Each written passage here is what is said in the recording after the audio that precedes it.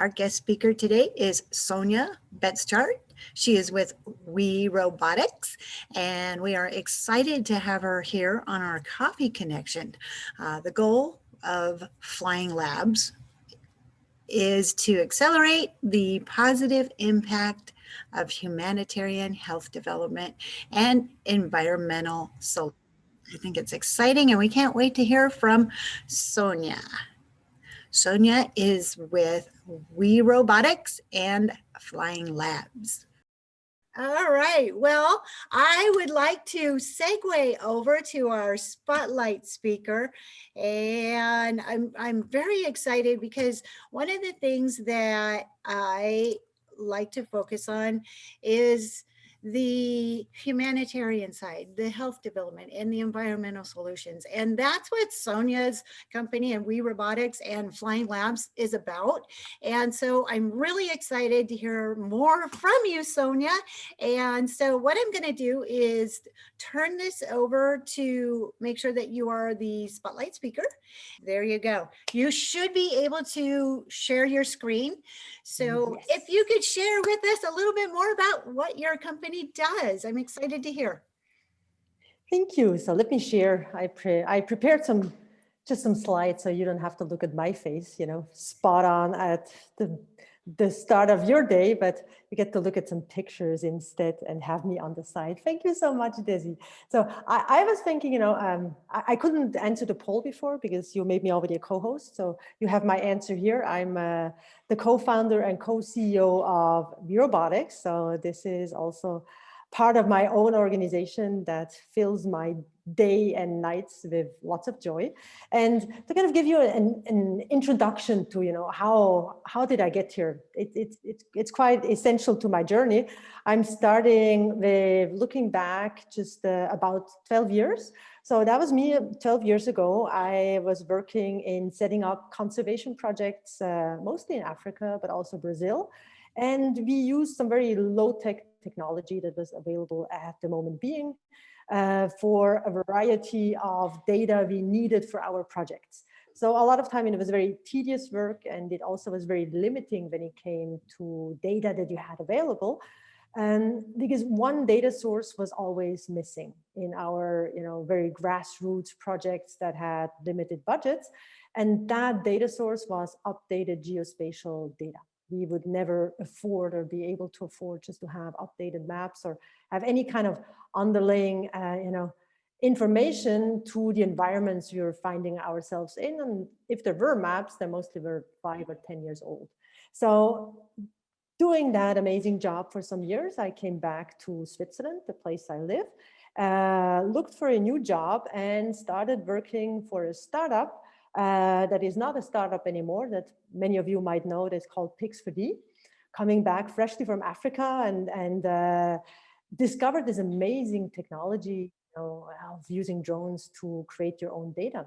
And so this led me from, this kind of view to this kind of view, to say I was actually able to go back and on the side of my job, continue with some of the projects I worked on with local not-for-profits and adding a new layer of technology on top of it. And it made me fall in love with drones instantly when I discovered it. And that was in late 2012, because it gave me that opportunity to do things I was never able to do before. So it led me back to Africa. I got to visit amazing places like here in the Seychelles and work on mapping atolls and elements like that. So really pushing the boundaries of, the early days of drones, when drones wouldn't actually fly that much or that far, and really push the kind of elements. And with each project, my passion for the technology grew. And sorry, I have a bit of issues with going back and forth here. So it actually grew with each project. And I fell in love way too much with the what. It was about what we could do, what we could achieve. And we would go from one project to another, spend most of my vacations and even taking some extra vacation from my job just to go out and do things. But what was very clear the more projects we did, was it's not about the what, and it's not about the drones, because we already saw that, looking kind of our projects, what do we spend our time with? And the least time we spend with drones. And this is also finding that we have with Flying Labs today. If we look at activities around the planet, and only, and I'm sure you have the same kind of graph when you look at your work. So in our work, we spend about 10 times of our time with 10% with drones. And we spend almost 50% or 45% with the data and just the data analysis. And then we spend the majority of time with community and stakeholder engagement, because this is where the drones and the data actually can create impact. And it showed to us that, okay, so, looking at that, it should not be about the what. Because while I might be, a specialist to some extent on drones and even data, I am not the best person to engage with local communities and stakeholders and actually turn this data into action, turn it into impact. And I will never be, because I cannot understand a local community. I'm not part of it. I don't have the culture. I don't speak the language. So why should I be doing the rest of the work? And it led me to think over some years we did this project about it's about the who should actually have access to these kind of technologies, and not, I shouldn't spend my time, worrying about the what. In the position that I'm in, I should start worrying about actually who gets to have access to these technologies and who doesn't have access. And on this journey and the questions I asked myself just over 6 years ago, I came across my two co-founder colleagues who were working for their own organizations to kind of a different background, but same kind of work. And we came together and we said to ourselves, over the last 3 years doing projects, trying out new ideas in the humanitarian sector for my colleagues and for me in the conservation sector, it's like, it is about the who. So let's do something about that. And this is how we came to co-found together WeRobotics, because it's about inclusion, it's about equal opportunity, and it's about the diversity, because this is what is needed if we really want to create impact on any kind of social challenges in countries around the planet. And so we had the idea, and it has proven to be quite a successful and amazing idea to build a global network of local drone and data knowledge hubs. So we call them Flying Labs. And the idea is not to create Flying Labs. The idea is to put out there a model that allows local existing organizations, companies, universities, academia, research partners to join the network and to build on their existing experience to help create capacity within their countries. So we started in 2016 with 3 Flying Labs, and today the network counts 31, and the network grows at approximately 1 Flying Lab per month. So it is a fast growing network, again, that we don't set up Flying Labs set up themselves and join the network, just like members join Women in Drones. So our kind of tagline, it's about the power of local, because the real power of, and then again, creating impact and finding the best solutions is about local expertise and local experts. And our dream 5 years ago that is getting very closer each month is to say, when someone thinks, of drone experts and drone data and even AI experts in Africa and Latin America and Asia, this is the image that we should see. It is not me taking off from my vacation, traveling around the planet and, packing up my drones and going somewhere. No, this is the image that we want to see. And this is the kind of network that we were able to build over the last almost 5 years, now that since the first ones joined. And I hope you've seen some of the images scrolling through. What always makes me extra proud is that about 40% of the network of the local experts are women. And while we know how much we can struggle already for me in Switzerland, being a woman in the drone industry imagine yourself, the struggle that some of these women have to come across in countries that don't even have the infrastructure, the basic infrastructure for women to get to this level. So a lot of flying labs are led by women today. Women are part of each flying lab, which is something that we also kind of advocate or promote for, but it happens by itself. And it's really magical to see in just so much of a short time, in some years, the network that has come together. So our approach to build a network is a bottom-up approach. If somebody asks me, so in one sentence, what is WeRobotics? We call ourselves kind of an ecosystem and a network facilitator. Our role is to facilitate the process of local organizations being able to join the network. And our role is facilitating an ecosystem of global partners made up of technology partners, made up of international organizations, of donors, of interested for-profit companies that want to work with drone experts in Africa, Latin America, or Asia, and kind of facilitate these opportunities and the technologies to the network. Our role is in supporting the network with technical expertise, with building guidelines. We're essentially kind of a tool factory. So we come up with a lot of tools, technical guidelines, project guidelines. We do a quality assurance. We help with monitoring and evaluation. And we are there to support flying labs in whatever they need support with. However, we are not deciding on what is being done in flying labs. Flying labs set themselves up themselves, and they have the full autonomy and take their own decisions on what they want to work on and with whom they want to work on that. So they build their ecosystem of local partners and local clients, and they're in full charge of their flying labs. So flying labs are built by country. So each flying lab is per se kind of a collaboration space between, again, many different local stakeholders that are interested in that. So it's a very bottom-up approach.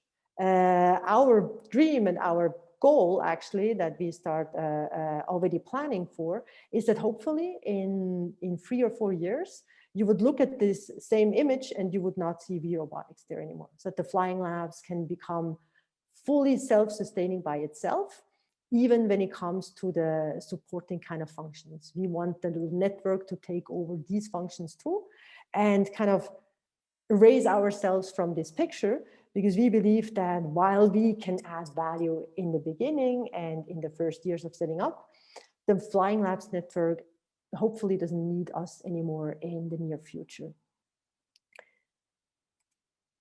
So let me come to the end of my presentation. So I just wanted to give a little bit of facts, because just to make certain that I don't leave something out. So we're a non-profit organization. We were registered in December 2015. We have legal entities in the US and Switzerland. Something I'm really proud about. So I've been part of the co-founders, and I was the only woman in the beginning at WeRobotics, but actually today are more women than men. So currently we have 13 staff members, and out of our 6 board members, 12 of them, 10 of them are women. So we have the overhand still, and we hope to keep the overhand. And what I'm again very proud of, the women at WeRobotics, we have, somebody who leads HR that is a woman, we have finance is led by women, but out of our technical team that counts 4 experts, 3 of them are women. We have 3 women on our board, so half of the board are women. So we have women in these leading positions and also in the technical positions. And we're 12 nationalities out of these 19 staff and board members that we have. We're fully digital, so we don't have an office. We work from around the planet. And we, again, the Flying Labs network grows at quite a nice rate of 1 Flying Labs per month. To learn more, you can go to either our website, werobotics.org, or flyinglabs.org. And we're also known for having a very lively and vibrant blog that we try to share about one blog post every 2 or 3 days. So last year, I think it was about 160 blog posts that just give a lot of, some of them are more the background blog posts, a lot of them are use cases or stories of how drones are applied for social impact. So if you want to add some color to your days, I think our blog is always a great way of finding out about new applications of drones in the social space. And I'm, again, a big thanks to you, Desi, for giving me this opportunity, because, you know, I always, I don't have something to sell. I don't have a product, but I always love to have feedback and even ideas and conversations around two elements. So I wanted to kind of pose two questions and say, what we're interested in is just even to get a review is how can we promote the power of local? And the power of local isn't something that, you know, based to Africa or Latin America. The power of local is in Switzerland, is anywhere around the planet, is how can we promote the power of local together? And this question we ask ourselves on a daily basis, you know, how can we keep on increasing the number of women in our network? And I'm sure, you know, I am at the right door with this question when it comes to women and drones. So thank you so much for giving me this opportunity. And I'm looking forward to answer some of your questions and start a discussion. Well, thank you. Boy, do you see all the comments coming up? I'm going to stop with the screen share. Yes. Go back to our normal setting. So you had said, Sonja, you had presented a question. Can you repeat the question, do a shout out, and let's see if some people have some answers to you. Right. So the two questions that I'm really interested about, but then I'm also here to, you know, to answer your questions, is to say, how can we promote the power of local together? Is there any way that, you know, we can, I've seen Louise is in the, you know, in this group also. So we were talking with Louise to see, you know, how can we do that in Africa possibly, but on a more general level, you know, I would like to know, you know, is there ways that we together can promote the power of local? And then what we're really interested in is how can we keep on increasing, you know, the number of women in our network? Yes. I want to answer part of that. I know in the U.S. we love competition. There are several robotics out there. There was one that I was a part of. It was called Lego Mindstorms, and I don't know if you guys have Mindstorms. So I was a part of an organization in Wichita, Kansas, that was huge, and it was there's my cat walking through my picture. Cat, he's 16. He likes the warmth of my computer screen. So Lego Mindstorms, NASA has a big entity in Houston, Texas, I know, for Lego Mindstorms. So we had a really big organization. It came out of Wichita State University, which had a kind of a really big central, you want local, Wichita State University had a really big Lego Mindstorms, which we ended up supporting. And we were an aerospace industry and a very big kind of aerospace hub in Kansas. And so that was a really kind of cool organization that we could really kind of infuse a little bit maybe with the drone industry and sort of get a local, but the kids really loved it. It was sort of a year-long thing that they could do either as part of an organization or part of an after-school group that they were doing. I know Girl Scouts really got into it. So that was kind of one. And I know there are a lot of like robotics ones, but Lego Mindstorms comes to mind as one that maybe you could partner with or something like that. And again, kind of local and sort of regionalized and things like that as one that just kind of comes to mind, one that I was a part of. And kind of fun that kids were really all about. But for one, competition. So if you want to really infuse sort of that local, get a competition going and you'll just start drawing people in. That's kind of my 2 cents. Thank you so much, Jennifer. Very helpful. It looks like Tani had a question in the chat. Do you want to unmute and ask your question? Yeah, thank you. I was just wondering, you were describing your partnerships and you've got the 31 labs set up. Can you kind of describe what has been the key to success for the partners that you have in establishing those 31 locations? Really good question. Thank you so much. So the key is, I would say, So it is existing organizations that set up these flying labs. And the key to success has been that, I would say, local partnerships. You know, while one organization will have a specific expertise, the really strong flying labs are the one who come together as a consortium, who might have, you know, a for-profit drone company who has a very specific expertise, let's say on agriculture, and who brings in also a not-for-profit that might be working more on the land rights element, and even a think tank or a university that is kind of the space for the capacity building. So it is the very strong flying labs, and kind of the key of success is to create consortiums locally that are hosted by the flying labs. So it is about partnerships in country, and each of them bringing in their kind of special, you know, expertise or role that they would cover. And thank you, and that's very helpful. What are the numbers? Like, what number of local students or local community members are being served on average by each lab? That really depends. So it depends on, again, each flying lab chooses their kind of focus, you know. So you will have flying labs that have a focus, I would say, more on youth support, you know, youth programs. So they will engage and train possibly hundreds or even sometimes thousands of youth members. If you look at the flying labs like India, that has a big potential, seen the big country. And then you have some flying labs have a very specific focus on more professional capacity building. So supporting government entities and supporting local NGOs, and they will engage or, you know, build capacity possibly only for 20 or 30 or 40 people a year. So it really depends on kind of the focus that flying labs have. And some of them focus actually on both. So each flying lab can really decide on themselves, you know, what capacity do you want to build in our country, and what is kind of the focus area we want to go at it. Awesome, Great thank you. questions. I noticed also that drone responders and USOG have both now stepped up and said, what can we do? And so amazing opportunities, you know, and that's the thing about this group is everyone has such a big heart. Everyone wants to help and be involved and see positive in a good direction like that. So I love it. I love Say, it. Desi, Desi, this Yes. is Sharon. I just want to offer up, first of all, thanks so much, Sonja, for presenting.